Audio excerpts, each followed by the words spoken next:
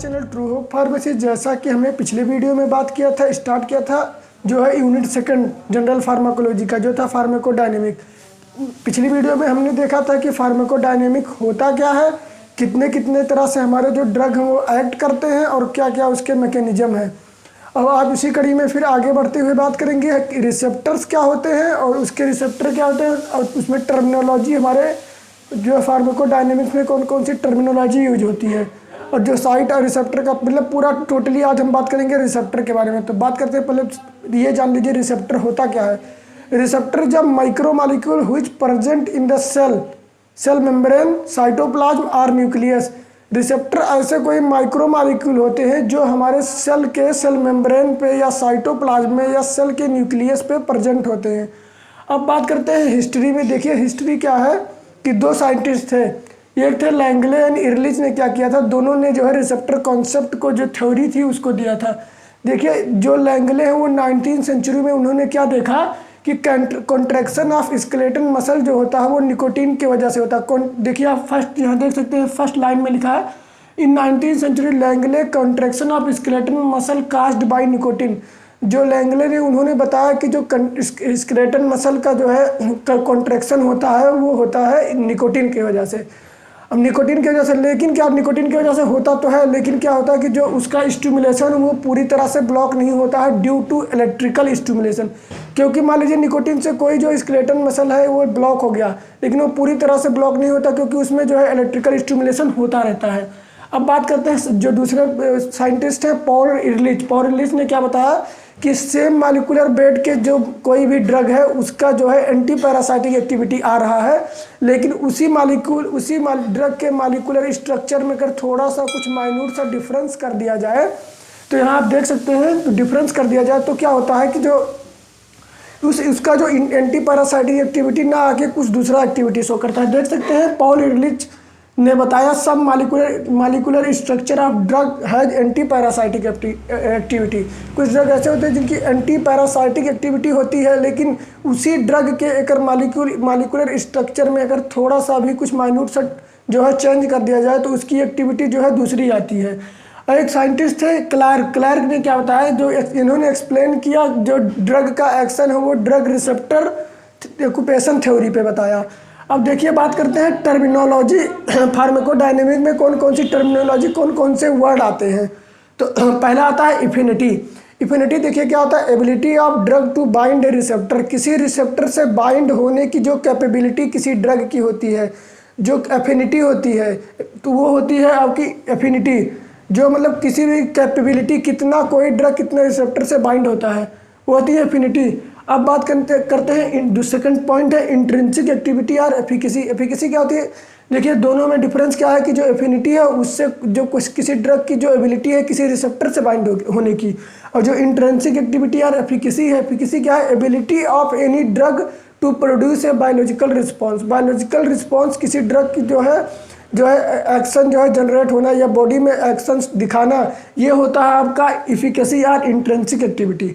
देखिए यहाँ आता है थर्ड टॉपिक है अगोनिस्ट, फोर्थ है एंटागोनिस्ट। तो अगोनिस्ट एंटागोनिस्ट के बारे में मैंने पिछले मतलब एक वीडियो में पर्टिकुलर मैंने अगोनिस्ट और एंटागोनिस्ट का एक पर्टिकुलर वीडियो बनाया है, उसका डिस्क्रिप्शन, उसका जो लिंक है वो मैं अपने डिस्क्रिप्शन में दे दूंगा, वहाँ से आप देख सकते हैं। इनवर्स अगोनिस्ट उसमें भी उसका भी वही उसी में इंक्लूड है। और बात करते हैं इसमें अब लिगेंड्स की। लिगेंड्स देखिए क्या होते हैं, ऐसे मॉलिक्यूल्स होते हैं जो किसी स्पेसिफिक रिसेप्टर से बाइंड हो, इसको कहते हैं लिगेंड्स। तो फिर वहाँ फोर्थ टॉपिक देख सकते हैं ऊपर में स्पेयर रिसेप्टर। स्पेयर रिसेप्टर का भी मैंने एक अलग से वीडियो बना रखा, उसका भी जो लिंक है मैं अपने डिस्क्रिप्शन में दे दूंगा, वहाँ से जाके आप देख सकते हैं। फिर बात करेंगे साइलेंट रिसेप्टर के बारे में। देखिए साइलेंट रिसेप्टर मैंने अलग से नहीं बताया था, इसमें मैं बताता हूँ साइलेंट रिसेप्टर होता क्या। देखिए अगर कोई ड्रग किसी रिसेप्टर से जाके बाइंड होता है और बाइंड होकर वो बायोलॉजिकल एक्शन जो फार्माकोलॉजिकल एक्शन दिखाना है वो प्रोड्यूस ना करे, तो उसको हम कहते हैं साइलेंट रिसेप्टर। आप देखते हैं, देखिए यहाँ आप देख सकते हैं रेड में लिखा the receptor which drug binds but do not produce biological response. ऐसे जो है रिसेप्टर, ऐसे जो ड्रग ऐसे रिसेप्टर से जाके बाइंड तो हो लेकिन वो अपना बायोलॉजिकल एक्शन ना दिखाए, साइलेंट, इसीलिए इसका नाम ही है साइलेंट रिसेप्टर, जो साइलेंट रहे, कोई बायोलॉजिकल एक्शन ना प्रोड्यूस करे। अब बात करते हैं साइट ऑफ रिसेप्टर की। Site of receptor means body में किस किस जगह पे रिसेप्टर पाया जाता है। देखिए जो हमारे सेल होती है, सेल की जो मेम्ब्रेन होती है, सेल मेम्ब्रेन में मेम्ब्रेन के ऊपरी सरफेस पे है जो पाया जाता है, उसके बाद न्यूक्लियस में पाया जाता है, और जो साइटोप्लाज्म होती है, साइटोप्लाज्म में मेनली 3 जगह जो है रिसेप्टर पाया जाता है।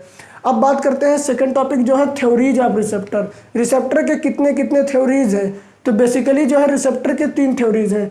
लॉक एंड की मॉडल, दूसरा आपका है the red theory, and third है the occupation theory.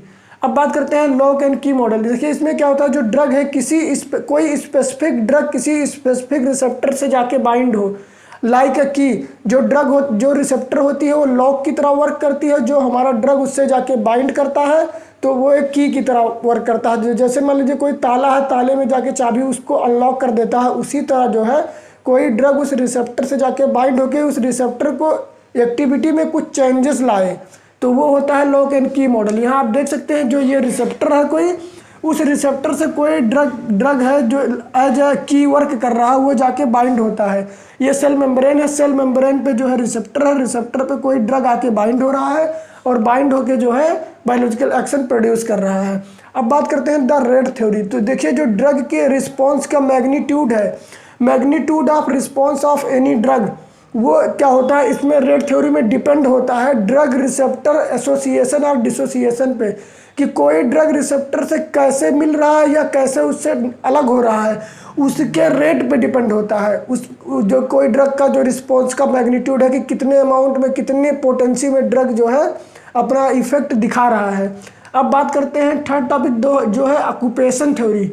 Occupation theory में क्या होता है, magnitude of response depends on, जो ड्रग का मैग्नीट्यूड होता है वो डिपेंड होता है proportion of receptor occupied by drug, कि उस रिसेप्टर का जो रिसेप्टर है उसका कितना अमाउंट, उस रिसेप्टर का कितना अमाउंट जो है उस ड्रग के द्वारा ऑक्यूपाई हो रहा, कितना ज़्यादा ड्रग उस रिसेप्टर पे जाके बाइंड हो रहा। जैसे मैंने बताया था स्पेयर रिसेप्टर में कि कुछ ड्रग होते हैं जो है पूरा फुल जो है बाइंड ना होकर पार्सली उस रिसेप्टर से बाइंड होते हैं, बाकी जो है स्टोर रहते हैं एज ए स्पेयर रिसेप्टर। तो यहाँ भी वही है कि जो मैग्नीट्यूड है, जो मतलब उसका क्या कहते हैं पोटेंसी जो किसी ड्रग की है, वो डिपेंड होता है प्रपोर्शन ऑफ रिसेप्टर पे। कोई रिसेप्टर कितना कोई ड्रग उस रिसेप्टर को कितना ऑक्यूपाई कर रहा है, कितना उस पर जाके बाइंड हो रहा है। यहाँ आप देख सकते हैं स्ट्रक्चर में कोई अनऑक्यूपाइड रिसेप्टर है, उस पर कोई एक antagonist, competitive antagonist allosteric side से बाइंड होता है तो उसकी कोई एक्टिविटी नहीं होती है। अगर कोई अगोनिस्ट जो है मेन लिगेंड साइड से अगर बाइंड होता है तो उस पर जो है बायोलॉजिकल रिस्पॉन्स शो होता है जो फुल अगोनिस्ट। और अगर उसी पे कोई नॉन कंपिटेटिव एंटागोनिस्ट किसी उसके एलोस्टेरिक साइड से बाइंड होगा तो क्या होगा, जो उस लिगेंड का मेन साइट है उस मेन साइट को वो अल्टर कर देगा, उसमें जो उसका मेन रिसेप्टर जिस पे ड्रग जाके बाइंड होना चाहिए उस पर वो कुछ अल्टर कर देगा, और अल्टर करने से क्या होगा, जो है बायोलॉजिकल रिस्पॉन्स प्रोड्यूस होगा। ये स्ट्रक्चर आप बना सकते हैं एग्जाम में, जो कि आपका अच्छा जो है मार्क्स इससे आपको एग्जाम में गेन होगा। फिर नेक्स्ट वीडियो में हम बात करेंगे इसके आगे क्लासिफिकेशन ऑफ रिसेप्टर। बेसिकली इस रिसेप्टर में मैं आपको बता देता हूँ कि जो है क्लासिफिकेशन ऑफ रिसेप्टर में मेनली रिसेप्टर 3 टाइप के होते हैं, जी protein couple receptor, ion channel receptor, enzyme linked receptor and gene transcriptase receptor. तो बेसिकली इन चारों रिसेप्टर के बारे में डिटेली हम नेक्स्ट वीडियो में बात करेंगे। अगर वीडियो अच्छा लगा हो तो वीडियो को लाइक करें, हमारे चैनल को सब्सक्राइब करें, वीडियो को शेयर करना ना भूलें। फिर मिलते हैं किसी बढ़िया सी वीडियो में। Till then bye bye, take care, have a nice day.